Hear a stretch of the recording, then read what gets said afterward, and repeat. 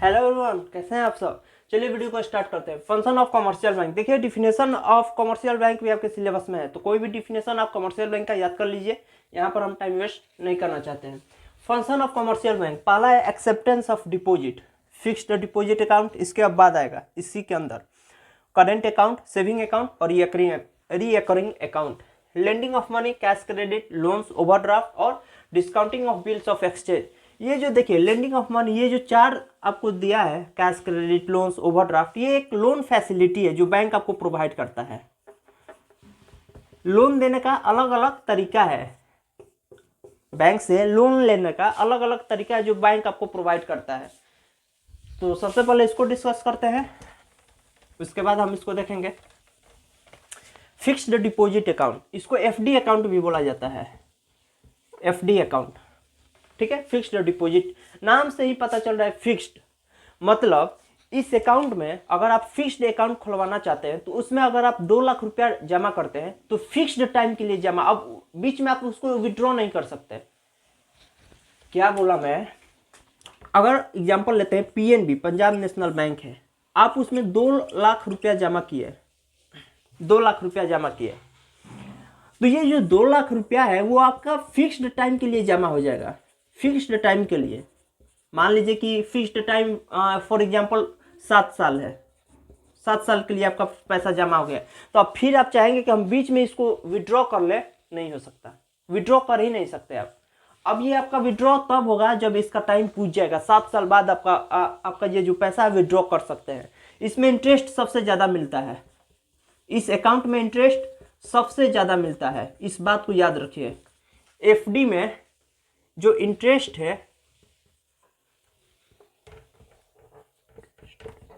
Interest rate वो सबसे ज़्यादा मिलता है बाकी ये जो अकाउंट्स है।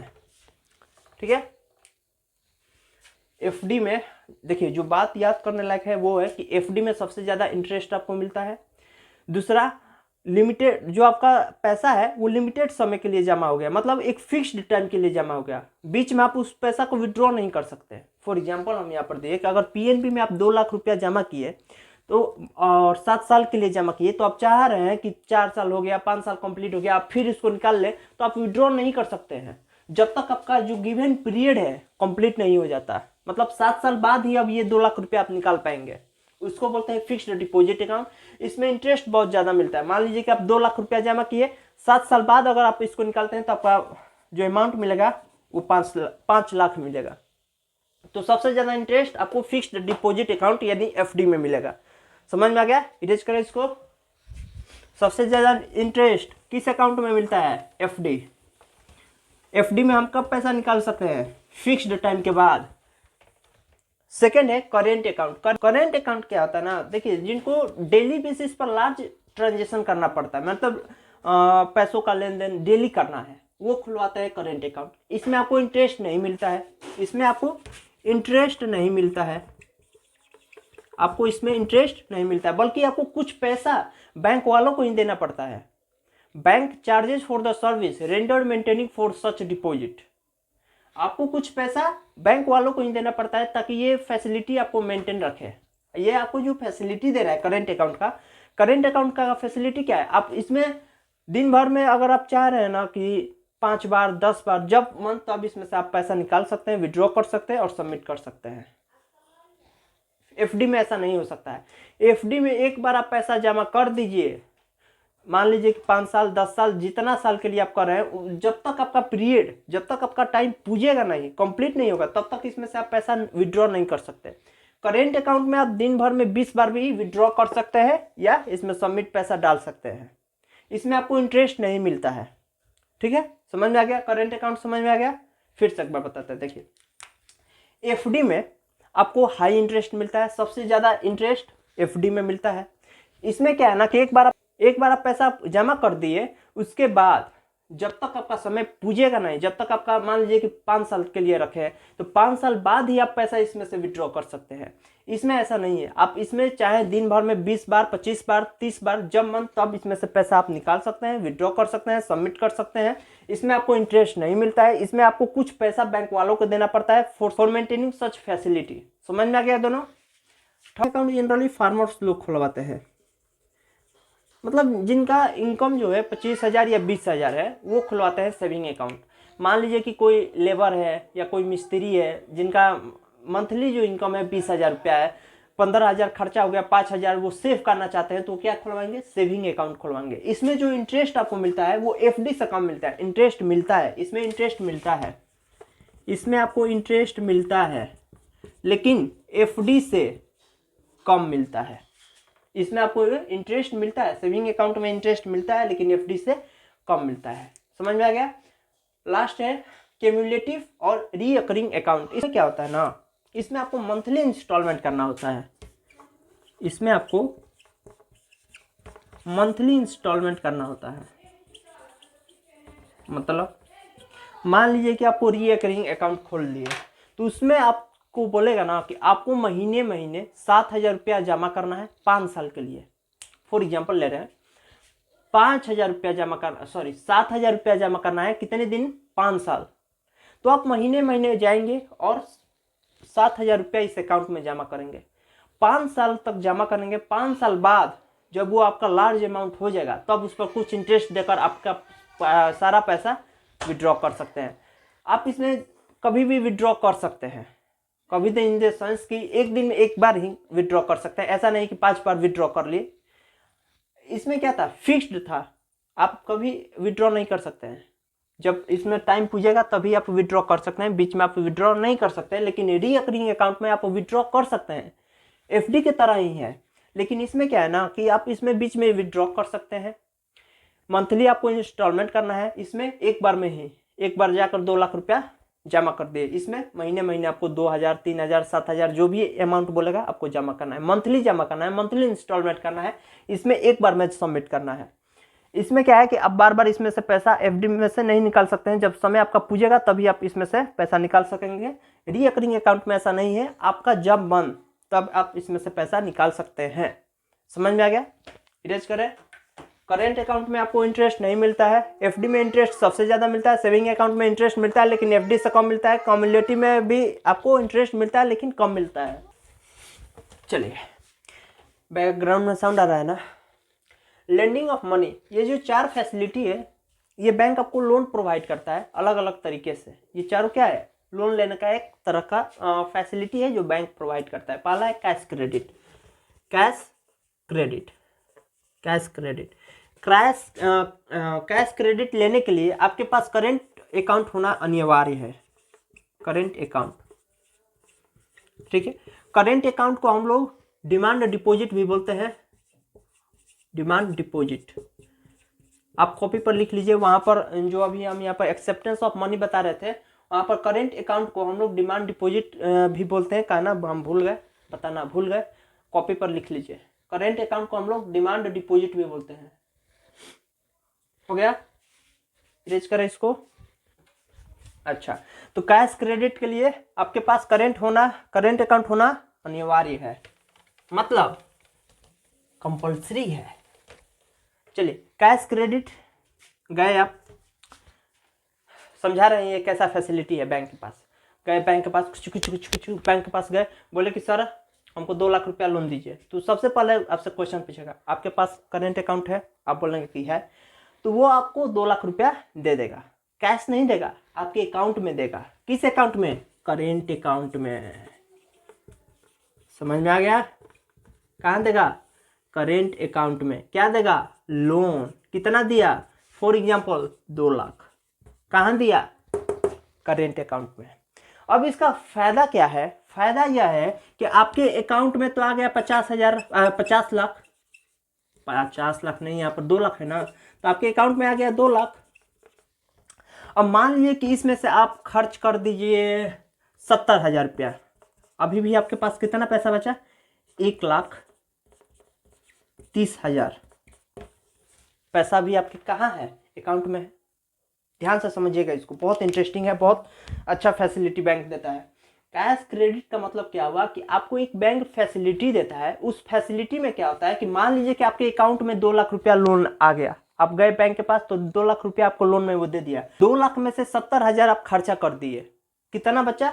1,30,000। बैंक आपसे इंटरेस्ट ये 70,000 पर लेगा। सबसे बड़ा फायदा इसका यही है। 1,30,000, मान लीजिए कि आपसे वो 2 लाख रुपया, आपको वो 2 लाख रुपया लोन दिया, तो 2 लाख रुपया पर वो इंटरेस्ट नहीं लेगा, आपसे इंटरेस्ट लेगा सिर्फ जितना पैसा खर्चा कर दिए। कैश क्रेडिट का बस यही फायदा है।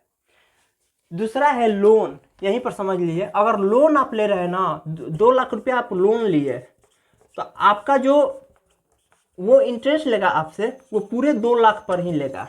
बस यही डिफरेंस है कैश क्रेडिट और लोन। समझ में आया? कैश क्रेडिट में क्या होता है कि जो पैसा आप लेते हैं लोन, उस पैसे में से जितना आप खर्चा करते हैं उस पर इंटरेस्ट लेता है। लेकिन अगर आप डायरेक्ट लोन लेंगे बैंक से, तो जितना लोन लिए हैं सब पर इंटरेस्ट लेगा बैंक। नहीं समझे भैया? थोड़ा कंफ्यूजन हो रहा है। हम क्या बोल रहे हैं कि मान लीजिए कि हम गए बैंक में, और एक ये दोस्त है मेरा, ये भी गए बैंक में, हम लिए कैश क्रेडिट, ये ले रहा है लोन। कैश क्रेडिट में क्या हुआ कि हम भी 2 लाख रुपया बैंक से गए हैं लोन लेने, ये भी गया है 2 लाख रुपया बैंक से लोन लेने। वो हमसे पूछा करेंट अकाउंट है, मैंने बोला है। इससे पूछा कि आपके पास करेंट अकाउंट है, ये बोला कि नहीं है मेरे पास। तो ये मेरे अकाउंट में 2 लाख रुपया भेज दिया। ये मान लीजिए कि इसको कैश में दे दिया, दोनों आदमी आ गए। हम जितना खर्चा किए, मान लीजिए कि 2 लाख में 70,000 रुपया हम खर्चा कर दिए, बचा कितना? 1,30,000 रुपया। खर्चा कितना हुआ? 70,000। तो बैंक हमसे सिर्फ 70,000 पर इंटरेस्ट लेगा। ये भाई साहब 2 लाख रुपया लिए, 2 लाख रुपया में 1 रुपया खर्चा करें या पूरा बचा कर रखे, इस पर इंटरेस्ट पूरे 2 लाख पर बैंक ऐड करेगा। समझ में आया? बस यही डिफरेंस है। लोन में जितना अमाउंट आप लिए हैं लोन बैंक से, सब पर इंटरेस्ट लेगा। कैश क्रेडिट में आपके अकाउंट में जितना पैसा निकल गया, यानी जितना पैसा आप बैंक अकाउंट से, करेंट अकाउंट से आप निकाल कर खर्चा कर दिए, उस खर्चे वाले पैसे पर सिर्फ बैंक आपसे इंटरेस्ट लेगा, बाकी सब पर इंटरेस्ट नहीं लेगा। डेज करें।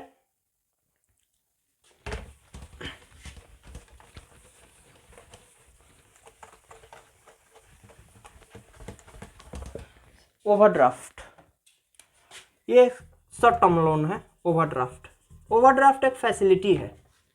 ओवरड्राफ्ट एक फैसिलिटी है। इस फैसिलिटी में क्या होता है ना, मान लीजिए कि आपके अकाउंट में है 7 लाख रुपया, आपको ज़रूरत है 8 लाख रुपया का, बैंक अपनी तरफ से 1 लाख रुपया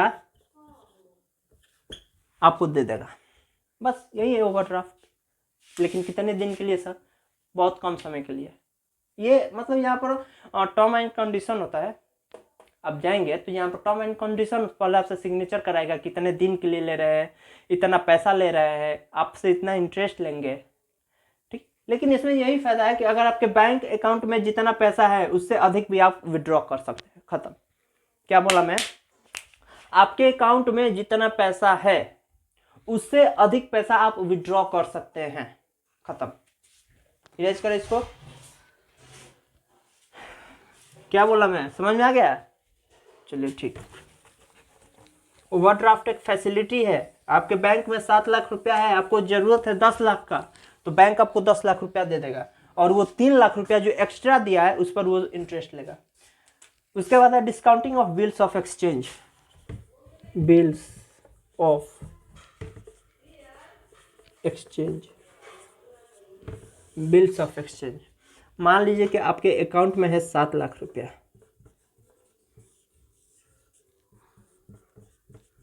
ध्यान से आपके अकाउंट में है 7 लाख रुपया। आप किसी अदर पर्सन को एक चेक साइन कर दे दिए, एक चेक दे दिए 9 लाख का। हम ही हैं, हमारे अकाउंट में है 7 लाख रुपया। ये कोई आदमी है, आकर हमसे बोला कि हमको पैसा का जरूरत है, या हम इसको पैसा देना चाहते हैं, तो हम इसको एक चेक दे दिए 9 लाख रुपया का। मेरे बैंक में कितना है? 7 लाख, मतलब मेरे अकाउंट में है 7 लाख, इसको चेक कितना का दे दिए? 9 लाख। ये 2 लाख कहाँ से आएगा भाई? अब ये चेक लेकर पहुंचेगा बैंक। ये चेक लेकर कहाँ पहुंचा? ये चेक लेकर पहुंचा बैंक। बैंक में कितना पैसा है? मेरा 7 लाख। चेक कितना का काट दिए हैं? 9 लाख। अब तो मेरा चेक बाउंस हो जाएगा, कैंसिल हो जाएगा। यहाँ पर आपको बैंक देता है एक फैसिलिटी। इस बंदा को बताया नहीं जाएगा कि मेरे अकाउंट में 7 लाख ही रुपया है, इसको आराम से 9 लाख रुपया दे दिया जाएगा। हाँ, हमारे मोबाइल पर, आपके मोबाइल पर मैसेज आ जाएगा कि आप इतना पैसा दे दिया गया है, 2 लाख एक्स्ट्रा दिया गया है बैंक की तरफ से, आप पर इंटरेस्ट लिया जाएगा, इतने दिन में आपको दे देना है। लेकिन इसको पता नहीं चलेगा कि आपके अकाउंट में 7 लाख ही रुपया था या कितना पैसा था, इसको पता नहीं चलेगा। ये जाएगा मस्त ऐसे चेक दिखाएगा, सर चेक दिखाएगा 9 लाख उसको मिल जाएगा। इसको पता नहीं, इसको नहीं बताया जाएगा कि जो आपको 7 लाख का चेक काट 9 लाख का चेक काट कर दिए हैं, उनके अकाउंट में तो सिर्फ 7 लाख ही रुपया है। इससे क्या होता है, रिपुटेशन उसका, उस जो कस्टमर है उसका गिर जाएगा। बस यही है बिल्स ऑफ एक्सचेंज। इरेज करें इसको, समझ में आ गया। कैश क्रेडिट, जितना पैसा आप लोन ले रहे हैं और लोन लिए हुए पैसे में जितना खर्च कर रहे हैं उस पर सिर्फ इंटरेस्ट लगेगा। लोन में क्या है, लोन में जितना पैसा लिए हैं उस सारे पर खर्च सारे पर इंटरेस्ट लगेगा, चाहे आप कितना खर्च कर रहे हैं या पूरा बचा कर रखे हैं, उससे मतलब नहीं है। ओवरड्राफ्ट एक फैसिलिटी है और बिल्स ऑफ एक्सचेंज भी एक फैसिलिटी है। ओवरड्राफ्ट में क्या होता है, आपके अकाउंट में जितना पैसा नहीं है उसको बढ़ाकर बैंक वाला दे देगा। और बिल्स ऑफ एक्सचेंज में किसी को पता नहीं चलेगा कि आपके अकाउंट में कितना पैसा था। अगर आप चेक काट कर दिए हैं तो आपका चेक बाउंस नहीं होगा। फंक्शन ऑफ कमर्शियल बैंक हो गया। अब बात करते हैं सेंट्रल बैंक के ऊपर। इरेज करें इसको। अब बात करते हैं फंक्शन ऑफ सेंट्रल बैंक। देखिए अभी जो हम बता रहे थे फंक्शन ऑफ कमर्शियल बैंक, तो उसमें अभी 2 फंक्शन और है, एजेंसी फंक्शन और मिसलेनियस फंक्शन। लेकिन क्वेश्चन आपको दोनों टॉपिक से मिलेगा नहीं। जिनको इंटरेस्ट है जाकर वो प्रीवियस लेक्चर देख सकते हैं। शुरू करें। आपको क्वेश्चन मिलेगा एक्सेप्टेंस ऑफ डिपॉजिट और लेंडिंग ऑफ मनी से है, ठीक है। चलिए अभी बात करते हैं फंक्शन ऑफ सेंट्रल बैंक। तो पहला तो फंक्शन बताने का कोई जरूरत ही नहीं। Issuing paper currency. Paper currency जो भी हम नोट यूज करते हैं वो कौन इशू करता है, कौन छापता है, सेंट्रल बैंक। इसमें तो कोई मतलब बताने लायक नहीं है। सेकेंड है हमारा banker agent and advisor to the government. अब सपोज कीजिए हमको बांग्लादेश से कुछ मंगाना है, मतलब बांग्लादेश से कुछ इंपोर्ट करना है, तो इंपोर्ट के बदले हमको बांग्लादेश को कुछ देना पड़ेगा। या पैसा दे सकते हैं, सिल्वर दे सकते हैं, गोल्ड दे सकते हैं, यानी कुछ तो देना पड़ेगा मीडियम ऑफ एक्सचेंज के बदले। तो गवर्नमेंट कहाँ से देगा, गवर्नमेंट कहाँ से देगा, अपने जेब से तो देगा नहीं, कहाँ से देगा, सेंट्रल बैंक। यानी गवर्नमेंट का भी बैंक कौन सा है, सेंट्रल बैंक। गवर्नमेंट का भी कहीं लेन देन करना आता है तो वो आरबीआई से करता है, यानी रिजर्व बैंक ऑफ इंडिया, जिसको हम लोग सेंट्रल बैंक बोलते हैं, उससे करता है। इसीलिए यहाँ पर लिखा है बैंकर। किसका बैंकर, गवर्नमेंट का। सेकेंड है एजेंट। एजेंट का काम क्या होता है, किसी भी चीज को, मान लीजिए कि कोई एजेंट है, जैसे एलआईसी का एजेंट है, वो क्या करता है, पूरा एलआईसी का पॉलिसी आपको समझाता है कि ऐसे इतना आप इंस्टॉलमेंट करेंगे इतने साल के लिए तो इतना आपको इंटरेस्ट देकर इतना पैसा मिलेगा, पूरा आपको पॉलिसी समझाता है, एजेंट हो गया। उसी तरह आरबीआई गवर्नमेंट को पूरा पॉलिसी समझाता है कि सर इतना महंगाई चल रहा है, इतना इन्फ्लेशन हो गया है, ये हो गया है, वो मतलब पूरा समझाता है गवर्नमेंट को पूरा समझाता है गवर्नमेंट को। यानी गवर्नमेंट का ही आरबीआई क्या हो गया, एजेंट हो गया। सेकेंड है एडवाइजर। एडवाइज भी करता है कि सर आपको यहाँ पर इतना पैसा खर्च करने का जरूरत है, यहाँ पर इतना पैसा खर्च करने का जरूरत नहीं है। यानी एक तरह से गवर्नमेंट को ये एडवाइस भी देता है। कौन, सेंट्रल बैंक। समझ में आ गया।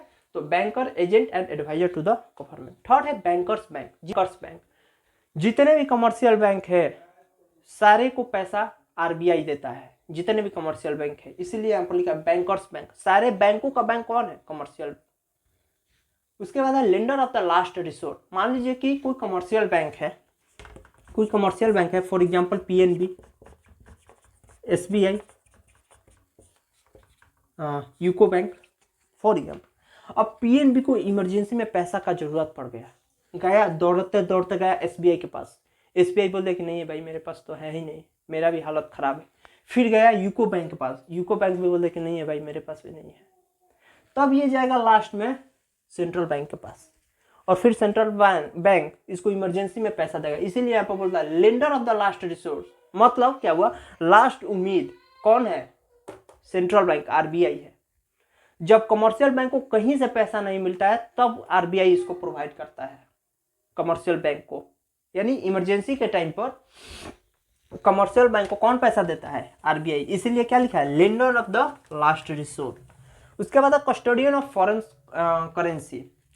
हम गए बांग्लादेश काम करने, मजदूरी करने, और गए वहाँ से कुछ पैसा लाए। तो बांग्लादेश में तो रुपया चलता नहीं है, बांग्लादेश में चलता है टका। बांग्लादेश का जो करेंसी का नाम है वो है टका। हम गए वहाँ से बहुत सारा टका लेकर आए। अब भारत में टका चलेगा नहीं, भारत में तो रुपया चलता है। हम गए टका को बैंक में जमा कर दिए। अब बैंक में जमा कर दिए तो उसके अनुसार कैलकुलेट कर वो हमको इंडियन रुपीज दे देगा। अब वो जो टका हम करेंसी लेकर आए वो करेंसी चला जाएगा आरबीआई के पास, आरबीआई उसको जमा कर लेगा। इसी तरह हमारे जैसे बहुत सारे लोग बांग्लादेश गए, वहां से टका लेकर आए और आरबीआई उसको कलेक्ट कर लिया। अब जब मोदी जी जाएंगे बांग्लादेश और वहां से व्यापार करेंगे, फॉर एग्जाम्पल कुछ इंपोर्ट किए, उसके बदले अब आरबीआई से बोलेंगे मोदी जी आरबीआई इनको पैसा दो, आरबीआई क्या करेगा? वही टका उठाएगा बांग्लादेश को दे देगा।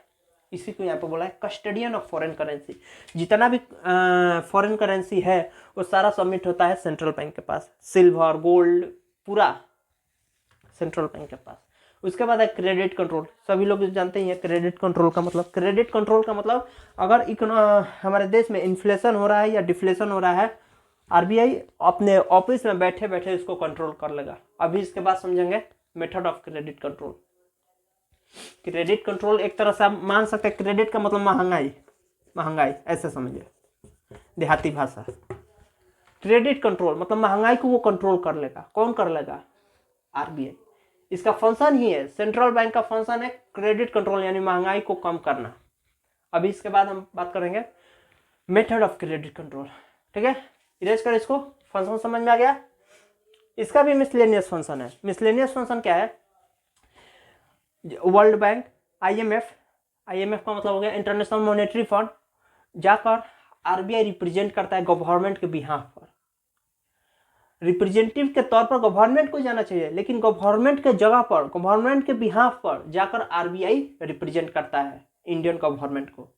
दूसरा फायदा है कि ये आरबीआई मिसलेनियस फंक्शन बता रहा है। दूसरा फंक्शन है मिसलेनियस फंक्शन का आरबीआई का, वो गवर्नमेंट को वीकली रिपोर्ट करता है कि सर इतना कमर्शियल बैंक को हम पैसा दिए हैं, कमर्शियल बैंक में पब्लिक इतना पैसा डिपॉजिट किए हैं, इतना लोन लिए हैं, इतना अभी इन्फ्लेशन हुआ है मार्केट में, मतलब पूरा लेखा जोखा गवर्नमेंट को देता है। वो हो गया मिसलेनियस फंक्शन। लेकिन मिसलेनियस फंक्शन आपसे पूछेगा नहीं, फंक्शन पूछेगा कि write two function of central bank, कोई 2 फंक्शन लिख दिया, 3 पूछेगा, 4 पूछेगा, 4 से अधिक पूछेगा ही नहीं।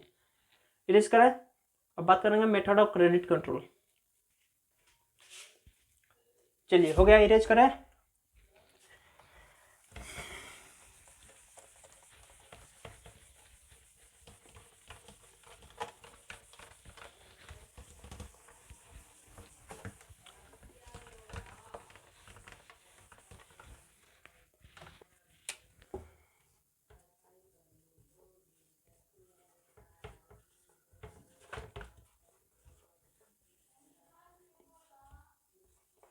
Method of credit control 2 method होता है। पहला होता है जनरल मेथड और सेकंड होता है सिलेक्टिव मेथड। सेकंड क्या होता है? Selective method. जनरल मेथड को हम लोग एक और नाम से आपके बुक में दिया गया है क्वांटिटेटिव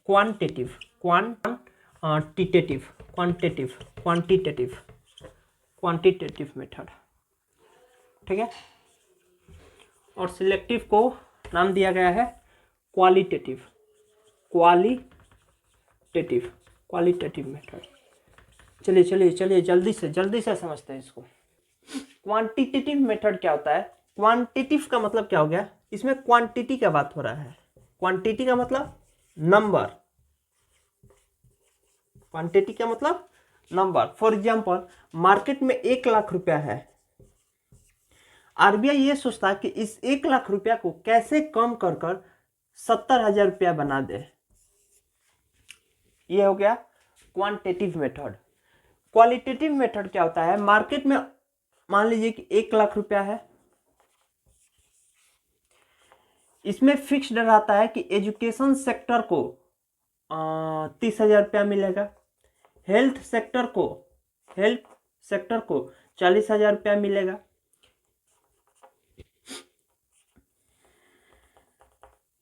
इंफ्रास्ट्रक्चर को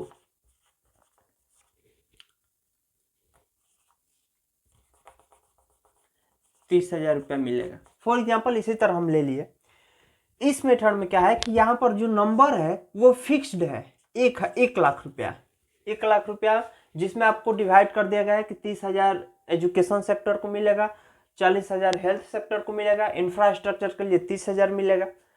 डिवाइड है, इसी को शिफ्ट हो, इसी में अब जो नंबर है हमारा शिफ्ट होता जाता है। जैसे जो अगला बार हमारा रिपोर्ट निकलेगा उसमें बोल दिया जाएगा कि नहीं, अब एजुकेशन सेक्टर को 30 नहीं 40,000 रुपया देना है, तो इसमें से 10,000 एजुकेशन वाला में शिफ्ट हो जाएगा। अब ये कितना बच जाएगा, अब ये बच जाएगा 30,000, तो 30,000 अब हेल्थ सेक्टर पर खर्च होगा। वो नहीं समझे सर, सिंपल समझिए। क्वांटिटिव मेथड में क्या होता है कि एक नंबर होता है मार्केट में, मान लीजिए कि 1 लाख रुपया फैला हुआ है, उसको कैसे कम कर 70,000 रुपया बना दे, यानी 30 लाख रुपया उसको हटाना है। किसको? आरबीआई को। अगर वो नहीं हटाएगा तो हमारे देश में इन्फ्लेशन हो जाएगा। मार्केट के भलाई के लिए आरबीआई को मार्केट में सिर्फ 70,000 रुपया ही छोड़ना है। ऐसा समझिए ना, 1 लाख रुपया आरबीआई ने छाप दिया है, 1 लाख रुपया आरबीआई ने छाप कर पूरे भारत में सप्लाई कर दिया है। अब आरबीआई ये सोच रहा है कि सिर्फ 70,000 रुपया ही चाहिए। हमारा देश का इकोनॉमी तभी अच्छा रहेगा जब मार्केट में सिर्फ 70,000 रुपया हो, यानी 30,000 जो रुपया है आरबीआई किसी तरह अपना दिमाग लगाकर उस 30,000 रुपया को अपने पास ले लेगा। ये हो गया हमारा जनरल मेथड या क्वांटिटेटिव मेथड।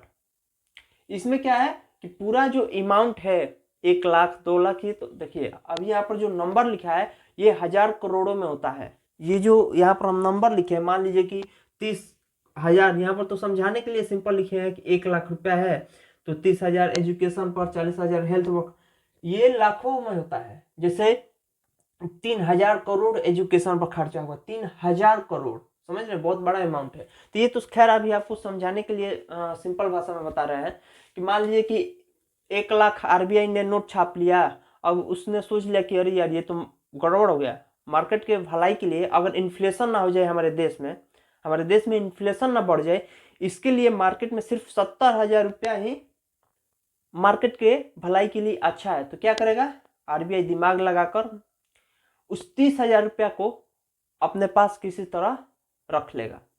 वो कौन कौन सा उसका दिमाग है, किस तरीके से वो रखता है, अभी हम उसको देखेंगे। यहीं पर लिख दे उस मेथड को, इसको इरेज करें। यहां पर सिंपल समझिएगा कि 1 लाख रुपया है, उसको कैसे कम कर 70,000 रुपया किया जाए, ये आरबीआई सोचता है। तो आरबीआई किन मेथड से करेगा, कुछ तरीका तो होगा। वो तरीका है हमारा बैंक रेट, वो तरीका है हमारा सीआरआर, बुक में आपका लिखा हुआ है change in cash reserve ratio, वो तरीका है एसएलआर, वो तरीका है ओपन मार्केट ऑपरेशन।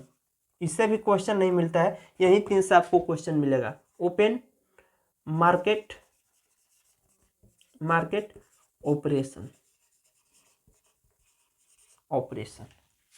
ठीक है। एक बार फिर से समझ लीजिए, जो हमारा क्वांटिटिव मेथड होता है उसमें क्या करता है ना कि आरबीआई, मान लीजिए कि सोच लीजिए ऐसे एग्जांपल, 1 लाख रुपया नोट छापकर पूरे मार्केट में सप्लाई कर दिया। फिर उसको एहसास हुआ कि नहीं यार, मार्केट में अगर 1 लाख रुपया पूरा लोग यूज करने लगे तो हमारे देश के लिए हानिकारक होने लगेगा, इन्फ्लेशन बढ़ जाएगा। तो इन्फ्लेशन को रोकने के लिए आरबीआई सोचता है कि अब 30,000 रुपया है, वापस लेना पड़ेगा। कितना छोड़ना पड़ेगा? एग्जाम्पल दे रहे हैं, इसको याद मत कर लीजिएगा। 70,000 रुपया मार्केट में छोड़ना है, 30,000 रुपया को वापस लेना है। इस मेथड को बोलते हैं क्वांटिटिव मेथड। तो वो 30,000 रुपया किस मेथड से लेता है, किस तरीका से लेता है, वो ये तरीका है बैंक रेट के थ्रू, सीआरआर के थ्रू, एसएलआर के थ्रू, ओपन मार्केट ऑपरेशन के थ्रू। दूसरे तरफ हमारा सिलेक्टिव मेथड है, यानी क्वालिटेटिव मेथड है। इसमें जो नंबर है वो हमारा फिक्स्ड है, 1 लाख रुपया है। आपको ऐसा समझिए ना, उस यहाँ पर 1 लाख आरबीआई दे दिया पैसा, लीजिए गवर्नमेंट को। अब गवर्नमेंट तय करती है कि कितना एजुकेशन सेक्टर पर खर्चा करना है, कितना हेल्थ सेक्टर पर खर्चा करना है, कितना इंफ्रास्ट्रक्चर पर खर्चा करना है। आरबीआई का काम है कि ये फिक्स्ड दे दिया 1 लाख रुपया, अब अधिक नहीं देगा, वो खत्म। अब गवर्नमेंट तय करती है कि किन सेक्टर पर कितना पैसा खर्च करना है। समझ में आ गया? इरेज करें इसको, इरेज करें। प्रीवियस लेक्चर देखेंगे ना तब ये और अच्छे से समझा है। खैर आई होप कि आपको समझ में यहाँ भी आ गया होगा। यहाँ पर फिक्स्ड है, आरबीआई फिक्स्ड गवर्नमेंट को दे दिया है कि आपको भैया 1 लाख रुपया हम दिए हैं, आपको जो मर्जी कीजिए। अब गवर्नमेंट तय करेगा कि एजुकेशन सेक्टर पर कितना खर्च करना है, हेल्थ सेक्टर पर कितना खर्च करना है। चलिए इसको एक्सप्लेन करें, एक एक को जल्दी जल्दी एक्सप्लेन करेंगे, वीडियो लंबा हो जाएगा, समझ में आएगा यार, टेंशन मतलब। सबसे पहला है बैंक रेट। बैंक रेट क्या होता है? कमर्शियल बैंक जब आरबीआई से पैसा लेता है तो आरबीआई कमर्शियल बैंक से उस पैसा पर, ऐसे समझिए, डायग्राम से कमर्शियल बैंक जब आरबीआई से पैसा लेता है, आरबीआई से क्या लेता है? पैसा लेता है। किससे पैसा लेता है? आरबीआई से, यानी सेंट्रल बैंक से। तो आरबीआई तो पैसा देता है, आरबीआई तो पैसा देता है, लेकिन इस पैसा पर वो लेता है इंटरेस्ट, और इस इंटरेस्ट को बोलते हैं बैंक रेट, है ना, बैंक रेट। नहीं समझे भैया? आप पीएनबी के मैनेजर हैं, तो पीएनबी तो एक कमर्शियल बैंक है, तो आप पीएनबी के मैनेजर है, आप जाएंगे आरबीआई के पास, गए आरबीआई के पास, आरबीआई से बोले कि सर हमको पैसा चाहिए। आरबीआई आपको पैसा दे दिया, लेकिन आरबीआई जो पैसा आपको दिया है उस पर वो इंटरेस्ट लेगा। आरबीआई भी क्या लेता है? इंटरेस्ट लेता है। कमर्शियल बैंक को जब पैसा देता है तो आरबीआई क्या लेगा? उस पैसा पर इंटरेस्ट लेगा। उस इंटरेस्ट को क्या बोलते हैं? Bank rate. अब यहां पर समझिए, अगर कमर्शियल बैंक आरबीआई से 1 दिन के लिए पैसा लेती है और उस पर आरबीआई इंटरेस्ट लेता है, तो उसको बोलते हैं एमएसएफ। अच्छा, कमर्शियल बैंक आरबीआई से 2 से 14 दिनों के लिए पैसा लेती है, 2 से 14 दिनों के लिए, और आरबीआई उस पर इंटरेस्ट लेती है। उस पर क्या लेती है? इंटरेस्ट लेती है। तो उसको बोलते हैं रेपो रेट। Repo rate. जब सेंट्रल बैंक आरबीआई से लॉन्ग टर्म के लिए, लॉन्ग टर्म मतलब 1 महीना, 2 महीना, 1 साल, 2 साल के लिए अगर पैसा लेती है लॉन्ग टर्म के लिए, और आरबीआई उस पैसों पर इंटरेस्ट लगाती है, तो उसको बोलते हैं बैंक रेट। एमएसएफ का फुल फॉर्म होता है मार्जिनल स्टैंडर्ड फैसिलिटी। इसको चेक कर लीजिएगा, हालांकि ये पूछेगा नहीं। यहां पर कुछ लर्न करने वाली बात है। पहला देखिए, क्वेश्चन में आपको यही मिलेगा बैंक रेट, आपको रेपो रेट और ये एमएसएफ दोनों नहीं मिलेगा, ठीक है।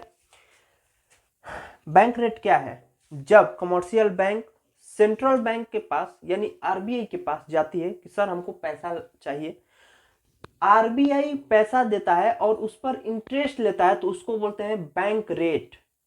अब आपसे वो दिन नहीं पूछेगा कितने दिन के लिए, ये सब नहीं पूछेगा कि 2 से 14 दिनों के लिए रेपो रेट, लॉन्ग टर्म के लिए तो बैंक रेट। आपको सिर्फ सिंपल क्वेश्चन मिलेगा, उसमें ऑप्शन में बैंक रेट रहेगा, आपको बैंक रेट मानना है, ठीक है। पिछले साल बैंक रेट वाला क्वेश्चन था, ठीक है, कि आरबीआई क्वेश्चन था कि कमर्शियल बैंक जब आरबीआई से पैसा लेता है और आरबीआई जब उस पर इंटरेस्ट लगाता है, तो उस इंटरेस्ट को क्या बोलते हैं? तो वहां पर ऑप्शन में था बैंक रेट।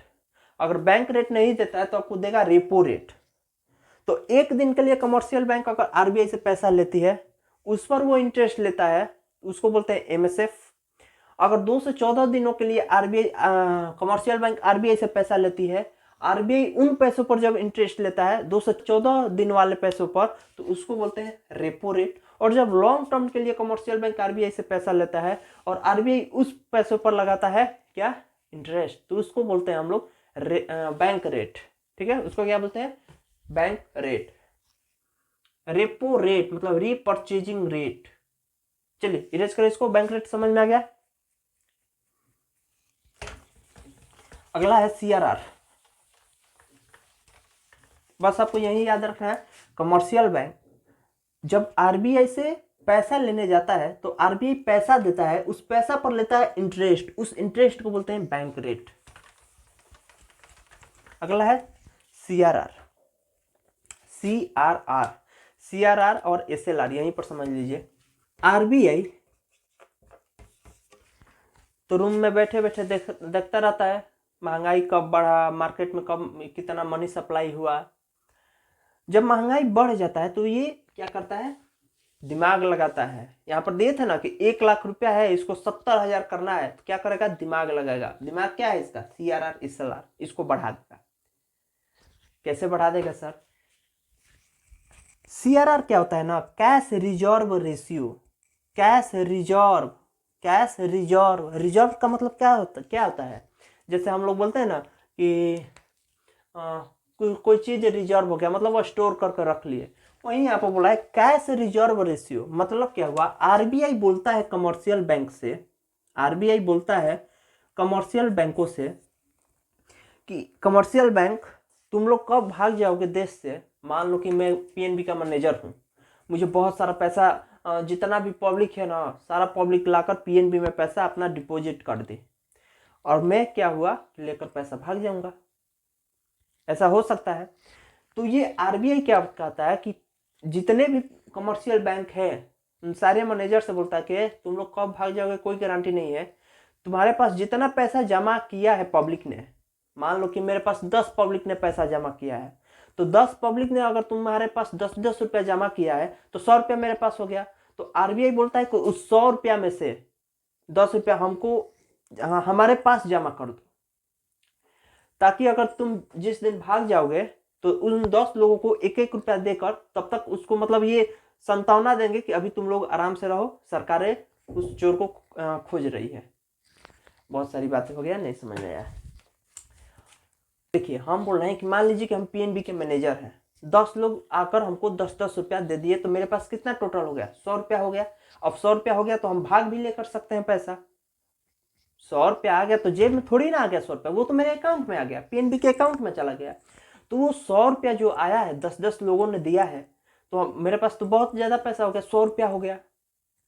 अब ये आरबीआई कहता है कि ए मैनेजर, पीएनबी का मैनेजर, तुम्हारा कोई भरोसा नहीं है तुम कब लेकर भाग जाओगे पैसा, इसीलिए उस 100 रुपया में से 10 रुपया पैसा, जो 10 रुपया है, सिक्योरिटी के तौर पर तुम हमारे पास रख दो, ताकि तुम भाग भी जाएगा तो हम उन 10 लोगों को उसी में से 1-1 रुपया देकर मतलब समझाएंगे, संतावना देंगे कि अभी रुक जाओ, हम लोग खोज रहे हैं उसको, तब तक ये तुम लेकर रखो।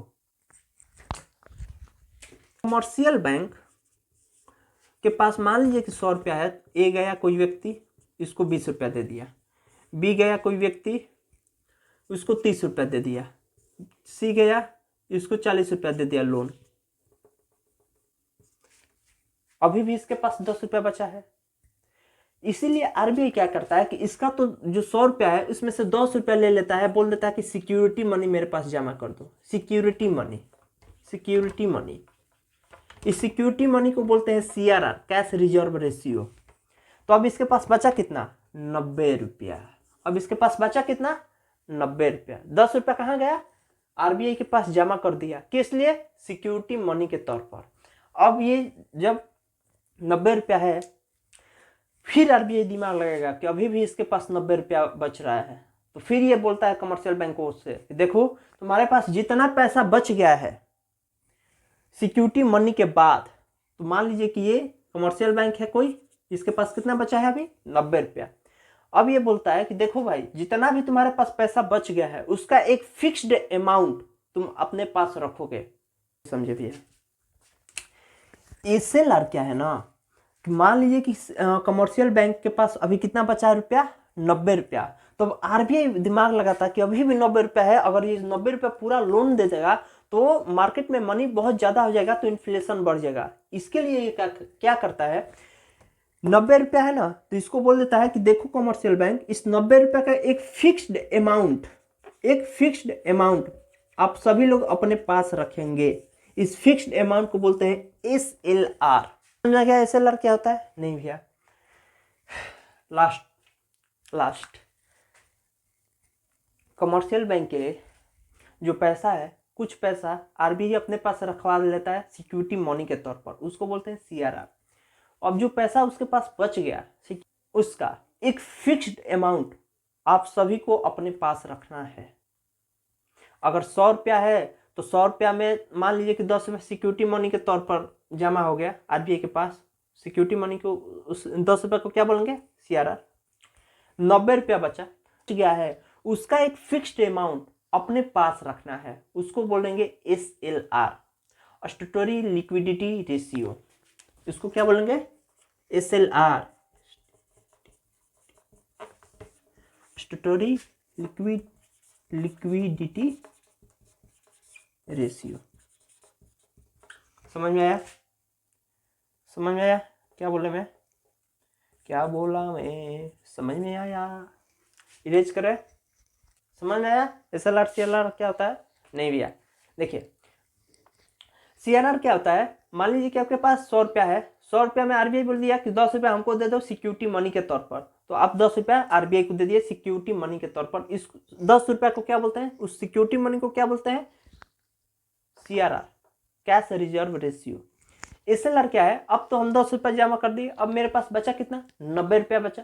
तो अब ये 90 रुपया में से हमको एक फिक्स्ड अमाउंट अपने पास रखना है, सारे बैंकों को अपने अपने पास रखना है, उसको खर्चा नहीं करना है, उसको लोन पर नहीं देना है पब्लिक को। उसको हम लोग क्या बोलते हैं? SLR, statutory liquidity ratio. Erase करें? ओपन मार्केट ऑपरेशन बचा है। देखिए ओपन मार्केट ऑपरेशन क्या होता है ना, अगर मनी ज्यादा है मार्केट में या मनी कम है मार्केट में, दोनों केस में काम करता है ओपन मार्केट ऑपरेशंस। ये जनरली देखिए ना, बॉन्ड्स का खरीदना या बेचना है, कौन काम करता है? आरबीआई काम करता है। जो गवर्नमेंट का बॉन्ड है उसको खरीदता है या बेचता है कमर्शियल बैंकों को। डायग्राम को समझिएगा।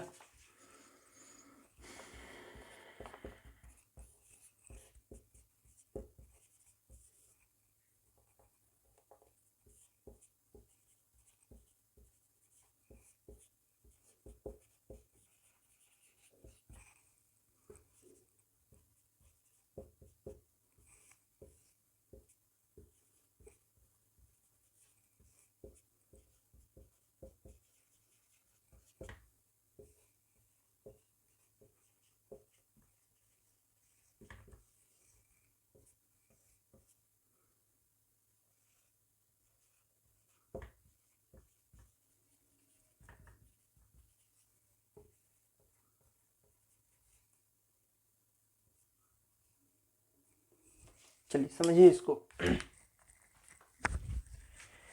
कमर्शियल बैंक पब्लिक को क्या देता है? पैसा देता है लोन पर, उस पर क्या लेता है? इंटरेस्ट लेता है। आरबीआई कमर्शियल बैंक को क्या देता है? पैसा, उस पर भी क्या लेता है? इंटरेस्ट लेता है। गवर्नमेंट को भी कभी कभी क्या देता है? आरबीआई पैसा देता है। आरबीआई गवर्नमेंट को भी क्या देता है? पैसा देता है। तो गवर्नमेंट इसको क्या देती है? गवर्नमेंट सिक्योरिटी देती है, यानी बॉन्ड्स देती है, एसेट्स देती है। नहीं समझ आया? मान लियो कि आरबीआई कमर्शियल बैंक को क्या दे रही है? पैसा, इस पर क्या ले रही है? इंटरेस्ट। कमर्शियल बैंक पब्लिक को क्या दे रही है? पैसा। कमर्शियल बैंक क्या ले रही है? इंटरेस्ट। उसी तरह जब आरबीआई गवर्नमेंट को पैसा देता है, यहाँ पर इंटरेस्ट नहीं लेगा, गवर्नमेंट सिक्योरिटी लेता है। गवर्नमेंट सिक्योरिटी लेता है। मान लीजिए कि अगर मार्केट में मनी हाई है, मार्केट में मनी हाई है मतलब इन्फ्लेशन है, महंगाई है, इन्फ्लेशन। इन्फ्लेशन माने मतलब क्या? इन्फ्लेशन मतलब मनी मार्केट में ज़्यादा है, इस समय क्या करेगा, ये गवर्नमेंट सिक्योरिटी जो इसको मिला है आरबीआई को, ये जाएगा कमर्शियल बैंकों के पास। एक कमर्शियल बैंक, इधर आओ इधर इधर आओ, ये देखो ये गवर्नमेंट सिक्योरिटी तुम खरीदेगा, तो कमर्शियल बैंक बोलेंगे कि हाँ खरीदेंगे, तो कमर्शियल बैंक इसको खरीद लेगा। तो इसके बदले में कमर्शियल बैंक क्या देगा, आरबीआई को पैसा देगा। तो कमर्शियल बैंक इसको पैसा दे दिया तो ऑटोमेटिक कमर्शियल बैंकों के पास पैसा बहुत कम हो जाएगा, क्योंकि वो तो आरबीआई को दे दिया, गवर्नमेंट सिक्योरिटी खरीद कर बैठा है। जब कमर्शियल बैंकों के पास पैसा कम हो जाएगा तो वो लोन नहीं दे पाएगा, और जब लोन नहीं मिलेगा तो मार्केट में मनी सप्लाई बढ़ेगा नहीं। इसका अपोजिट केस होता है डिफ्लेशन में, या रिग्रेशन बोलते हैं उसको। इसमें मनी बहुत कम होता है, तब आरबीआई जाता है और बोलता है ना कि हमको वो गवर्नमेंट सिक्योरिटी वापस दो। तो ये गवर्नमेंट सिक्योरिटी जब कमर्शियल बैंक उसको वापस देती है, तब ये आरबीआई क्या देता है, उसको पैसा देता है। तो जब कमर्शियल बैंकों के पास पैसा आ जाएगा तो वो फिर पब्लिक को बुलाएगा, ए आओ आओ आओ, हम लोन दे रहे हैं, हम लोन दे रहे हैं। समझ में आ रहा है, ऐसे खेला होता है इसमें। It is correct.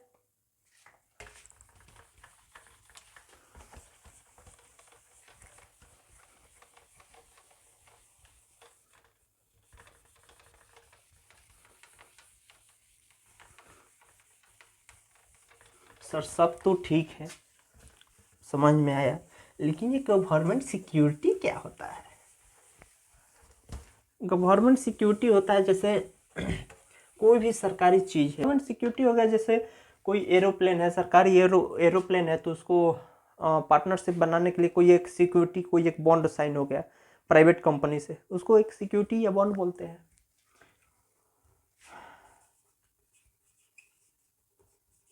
सर नहीं आया समझ में? अरे टेंशन मतलब ओपन मार्केट ऑपरेशन से क्वेश्चन नहीं आएगा, सीआरआर एसएलआर से आएगा।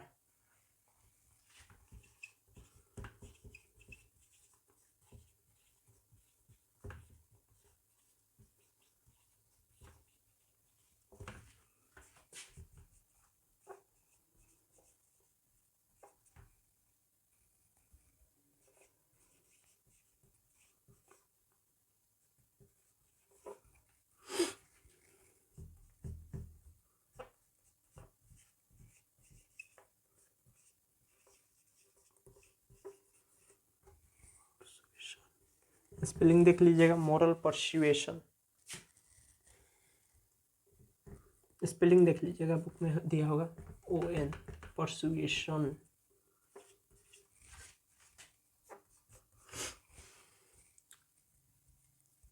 एक तो इसका है डायरेक्ट एक्शन, इसको लास्ट में रखते हैं।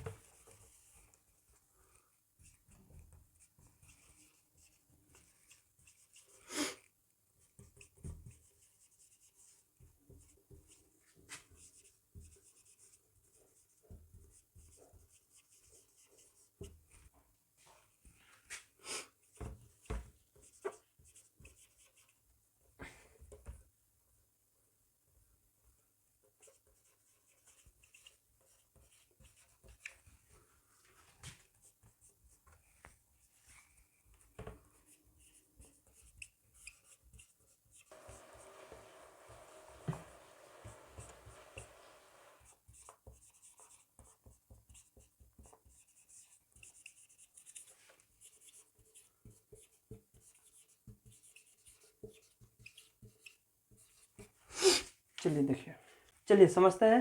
पहला क्रेडिट रेशनिंग। क्रेडिट रेशनिंग क्या है ना, आरबीआई एक कमर्शियल बैंकों को इंस्ट्रक्शन दे देता है, एक इंस्ट्रक्शन दे देता है, एक गाइडलाइंस दे देता है। गाइडलाइंस ये देता है कि ये बता देता है कि एजुकेशन के फील्ड में जो भी लोन आएगा लेने, देखिए अगर आप लोन लेने जाएंगे तो आपको एक फॉर्म मिलेगा, उसको लोन लेने जाएंगे बैंक में तो आपको एक फॉर्म मिलेगा, उसको आपको फिल करना है और बैंक को बताना पड़ेगा कि आप किस लिए लोन लेना चाहते हैं। तो आरबीआई एक इंस्ट्रक्शन दे देता है, एक गाइडलाइंस दे देता है कि आपको एजुकेशन सेक्टर से जो रिलेटेड आदमी आएगा लोन लेने, उसको 20,000 तक ही देना है, लिमिट है 20,000 से ज़्यादा आपको लोन नहीं मिलेगा। अगर आप कुछ हेल्थ के सेक्टर में काम करना चाहते हैं तो आपको 30,000 तक मिलेगा। आप एग्रीकल्चर के सेक्टर में कुछ काम करना चाहते हैं, तो आपको 10,000 मिलेगा लोन, मतलब एक फिक्स्ड अमाउंट कर देता है, एक लिमिटेशन लगा देता है कि अगर आप एजुकेशन के फील्ड में काम कर रहे हैं और उसके लिए गए हैं कि सर मुझको पैसा चाहिए, लोन चाहिए, क्यों? क्योंकि मुझे एक क्लासरूम बनाना है, बोर्ड लगाना है, ये वो लगाना है, यानी वो समझ जाएगा कि ये एजुकेशन के सेक्टर में है, तो आपको एक लिमिटेशन है 20,000 ही लोन, नहीं 30,000 नहीं दे सकते, हम आपको 20,000 तक लोन दे सकते हैं, तो ये 20,000 लोन। एग्रीकल्चर सेक्टर में कोई गया कि सर हमको बीज खरीदना है या हमको कुछ और काम है, खाद खरीदना है, जो भी हो, वो समझ जाएगा कि ये एग्रीकल्चर सेक्टर से है, कितना मिलेगा आपको? 10,000 तक लोन मिलेगा। मतलब इनडायरेक्टली आप कह सकते हैं कि आरबीआई एक लिमिटेशन लगा देता है कि ये इस बंदा को इतना ही पैसा मिलेगा, इतना ही इसको, इस सेक्टर को इतना ही लोन दिया जाएगा, कमर्शियल बैंकों को ये इंस्ट्रक्शन दे देता है। समझ में आएगा? इसी को बोलते हैं क्रेडिट रेशनिंग। क्रेडिट रेशनिंग का मतलब आरबीआई आपको नहीं, कमर्शियल बैंकों को इंस्ट्रक्शन दे देता है कि जो भी जिस सेक्टर में आएगा, कोई एजुकेशन के सेक्टर से आ रहा है, कोई इंफ्रास्ट्रक्चर के सेक्टर से आ रहा है, कोई हेल्थ के सेक्टर से आ रहा है, कोई एग्रीकल्चर के सेक्टर से आ रहा है, उनको इतना इतना तक आप लोन दे देंगे। अब ये नहीं कि आपको घर बनाना है तो 1 लाख तक रुपया लोन आपको मिल जाएगा, इंफ्रास्ट्रक्चर में एक लिमिटेशन दे देगा कि 50,000 तक ही लोन देना है, 40,000, 2 लाख तक ही लोन देना है, एक लिमिटेशन, जो भी वो दिए वो तो उस पर डिपेंड करता है। हम इसको समझाने के लिए आपको बोल रहे हैं यहाँ पर 20,000, 30,000, इसको याद नहीं करना है, आपको एग्जाम्पल के लिए लिख रहे हैं डाटा, तो इसको क्या बोलते हैं? Credit rationing. उसके बाद है मोरल परसुएशन। मोरल परसुएशन क्या है ना कि आरबीआई इनडायरेक्टली कमर्शियल बैंकों वालों पर एक इनडायरेक्ट प्रेशर क्रिएट करता है, जैसे हम लोग के पेरेंट्स हम लोगों पर एग्जाम के रिजल्ट के प्रेशर डालते हैं, जैसे बोलते हैं कि अच्छा मार्क्स नहीं आया तो आपके मामा के, चाचा के कंपेयर होने लगता है, तो वो क्या हो गया? बच्चा पर एक इनडायरेक्ट, वो बोल नहीं रहे हैं लेकिन इनडायरेक्टली घुमा फिरा कर, समझ रहे हैं? तो उसी तरह मोरल परसुएशन क्या हो गया? आरबीआई कमर्शियल बैंकों को एक इनडायरेक्ट क्या देता है? प्रेशर देता है। फॉर एग्जांपल ऐसे देखिए, आरबीआई बोल देगा ना कि देखो भाई, एग्रीकल्चर सेक्टर वाला तो अच्छा चल रहा है देश में, कोई दिक्कत नहीं हो रहा है, एग्रीकल्चर वाला सेक्टर का जो व्यक्ति आ रहा है ना, उसको पैसा मत दो लोन पर, उसको लोन ही मत दो।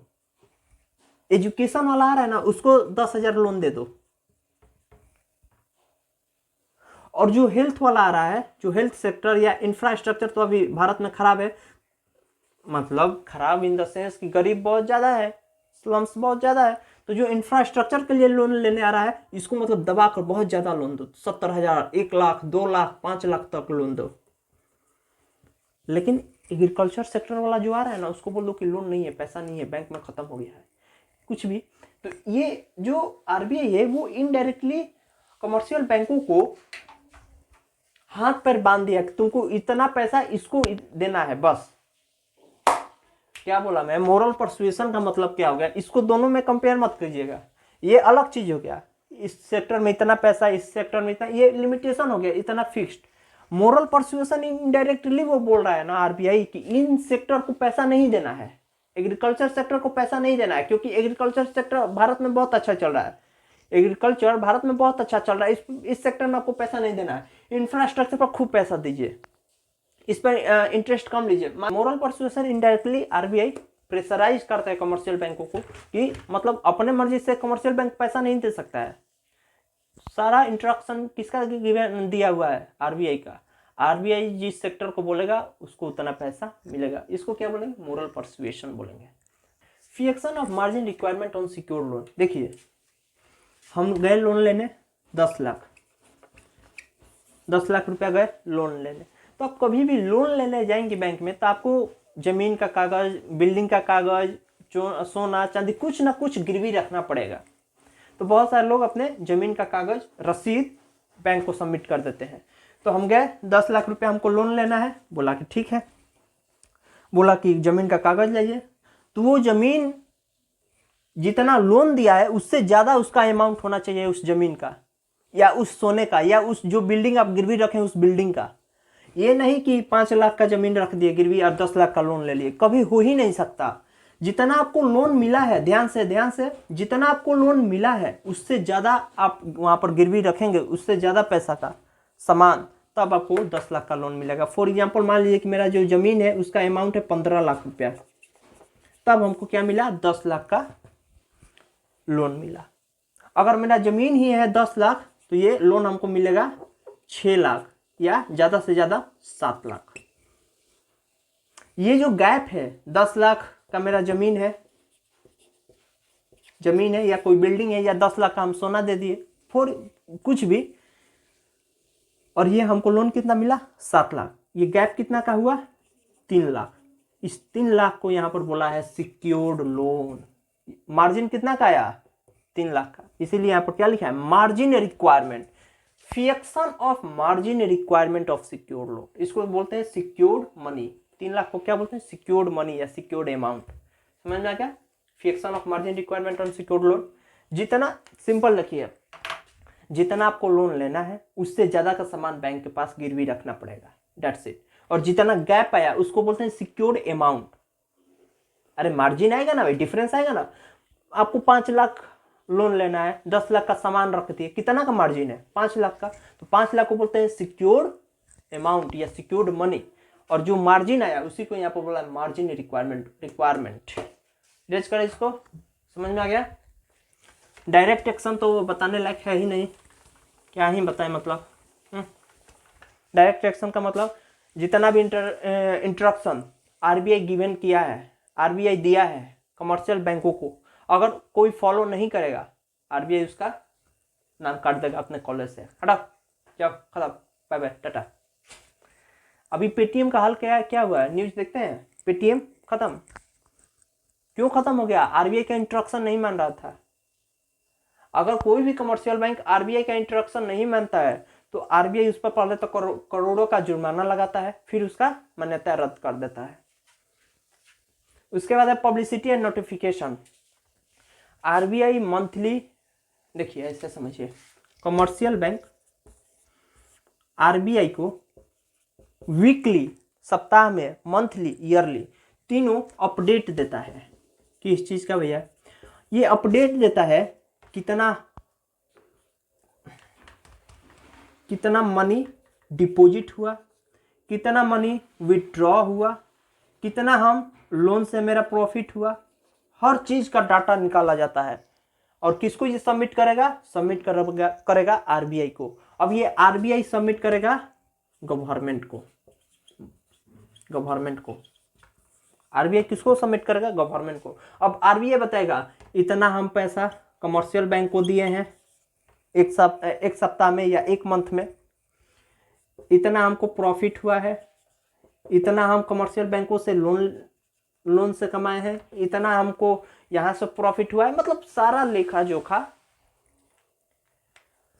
कमर्शियल बैंक देगा आरबीआई को, आरबीआई अपना इंफॉर्मेशन देगा गवर्नमेंट को, इसका भी देगा, कमर्शियल बैंकों का भी इंफॉर्मेशन, खुद का भी इंफॉर्मेशन गवर्नमेंट को देगा, कमर्शियल बैंक अपना इंफॉर्मेशन सिर्फ आरबीआई को देगा। ठीक है, समझ में आया। तो आई होप कि आपको वीडियो अच्छा लगा होगा। पढ़ाई करते रहिए, ऑल द वेरी बेस्ट।